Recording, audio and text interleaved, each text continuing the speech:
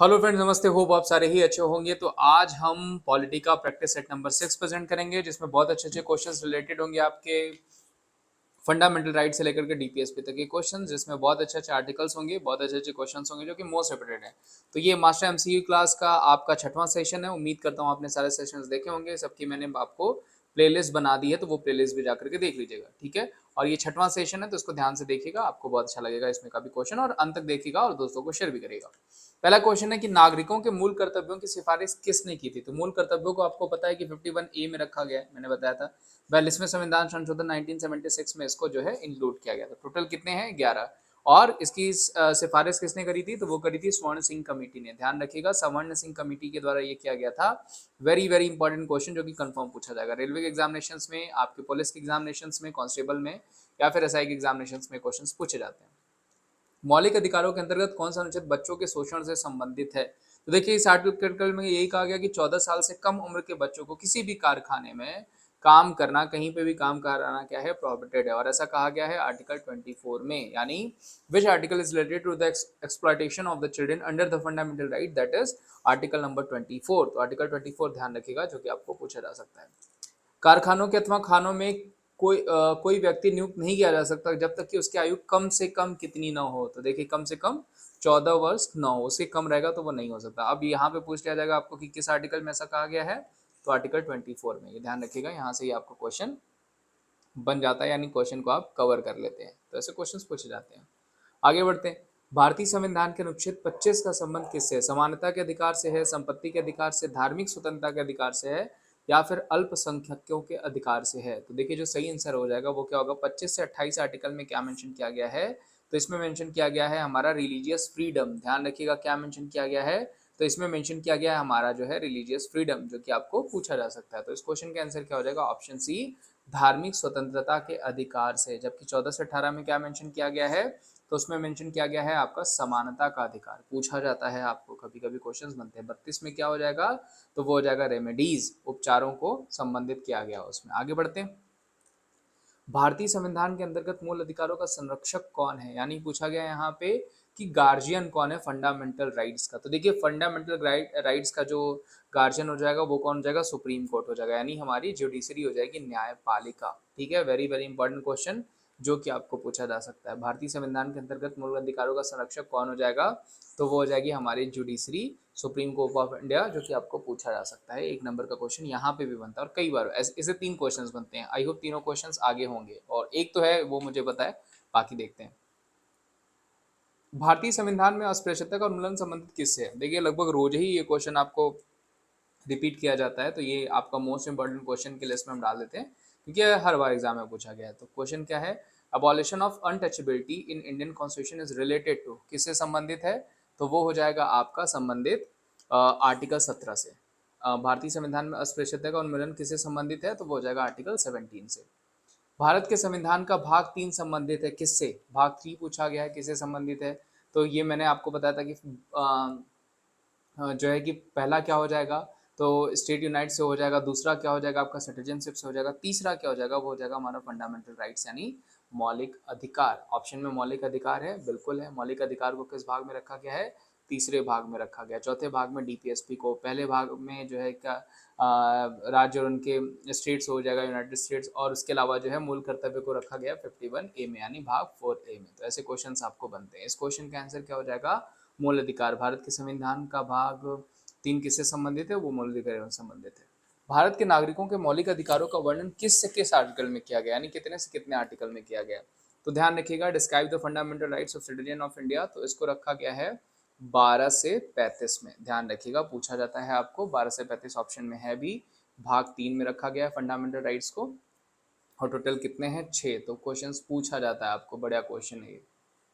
भारत के संविधान में मौलिक अधिकार है, मूल अधिकार का हिस्सा थे, या चौथे संशोधन द्वारा जोड़े गए थे, या संसद द्वारा 1952 में जोड़े गए थे, या 42वें संविधान द्वारा जोड़े गए थे? देखिए, जो भारतीय संविधान के जो मौलिक अधिकार है, फंडामेंटल राइट्स, हमने लिया कहाँ से? पहले मैंने आपको बताया भी हुआ है, यूएसए से। और ये हमारे मूल जो है अधिकार, मूल अधिकार का हिस्सा थे। ध्यान रखिएगा, जो हमारे स्टार्टिंग से ही भारतीय संविधान में मौलिक अधिकार को जोड़ा गया है। तो ऑप्शन ए क्या हो जाएगा?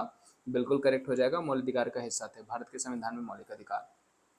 संपत्ति का अधिकार क्या है? एक मौलिक अधिकार है, एक नैसर्गिक अधिकार है, एक लीगल राइट्स है यानी वैधानिक अधिकार है, या संवैधानिक अधिकार का अधिकार है। तो देखिए संपत्ति का अधिकार क्या है, राइट टू प्रॉपर्टी क्या है, तो वो हो जाएगा आपका एक लीगल राइट्स, ध्यान रखिएगा, एक वैधानिक अधिकार हो जाएगा। संपत्ति का अधिकार क्या हो जाएगा, एक वैधानिक अधिकार हो जाएगा, जो कि पूछा जा सकता है। निम्नलिखित में से कौन सा मूल अधिकार नहीं है, समानता का अधिकार, संपत्ति का अधिकार, स्वतंत्रता का अधिकार, या संवैधानिक उपचारों का अधिकार। Which of the following is not a fundamental right, right to equality, right to property, right to freedom, या राइट टू कॉन्स्टिट्यूशनल रेमेडीज। तो जो सही आंसर हो जाएगा निम्नलिखित में से कौन मूल अधिकार नहीं है, तो वो हो जाएगा आपका संपत्ति का अधिकार। संपत्ति का अधिकार क्या है, एक लीगल राइट्स है, ध्यान रखिएगा। इसको 300A में रखा गया और 44वें संविधान संशोधन में इसको लीगल राइट्स कर दिया गया था।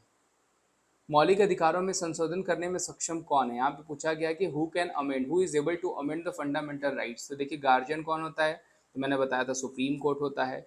अब यहाँ पे पूछा गया कि इसमें संशोधन कौन कर सकता है, तो वो किया जा सकता है संसद के द्वारा यानी पार्लियामेंट के द्वारा। संसद को किस आर्टिकल में रखा गया, 78। ध्यान रखिएगा, इसके 3 अभिन्न अंग भी मैंने आपको बताए थे। राज्यसभा हो जाएगा अपर हाउस, लोकसभा हो जाएगा लोअर हाउस, और राष्ट्रपति, ये 3 इसके अभिन्न अंग हैं, ठीक है, इंटीग्रल पार्ट है। इस क्वेश्चन का आंसर क्या हो जाएगा, मौलिक अधिकारों में संशोधन करने के लिए कौन सक्षम है, तो वो हो जाएगा हमारा पार्लियामेंट यानी संसद। निम्नलिखित मौलिक अधिकारों में से किसको B.R. अम्बेडकर ने संविधान की आत्मा कहा था, तो देखिए समानता के अधिकार को कहा था, संपत्ति के अधिकार को कहा था, धार्मिक स्वतंत्रता के अधिकार को कहा था, या संवैधानिक उपचारों के अधिकार को कहा था। जो सही आंसर हो जाएगा वो हो जाएगा आपका संवैधानिक उपचारों का अधिकार। निम्नलिखित में से मौलिक अधिकार में किसको भीमराव अम्बेडकर ने संविधान की आत्मा की संज्ञा दी, तो वो हो जाएगा संवैधानिक उपचारों का अधिकार, article 32, right to constitutional remedies, जिसको भी मैंने पहले आपको बताया भी था।